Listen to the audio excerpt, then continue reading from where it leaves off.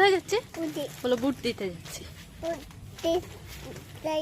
Hello everyone, good morning. এটা হলো শুক্রবারের ভিডিও। আর এদিনকে আমাদের এখানে বুট ছিল, আর সকালে সব কিছু নিয়ে বেরিয়ে পড়লাম। দেখতে পাচ্ছি একদম রৌদ্র, প্রচণ্ড রৌদ্র উঠেছে সকাল সকাল। আর শুক্রবার যেহেতু নিরামিষ, তার জন্য সব কিছু ধুয়ে টুয়ে পরিষ্কার করে তারপর চলে আসলাম রান্না করে। এসে রুটি আর চা খেয়ে আমরা বেরিয়ে পড়লাম আর সোনাদেরকে নিয়ে ভোট দিতে যাচ্ছি।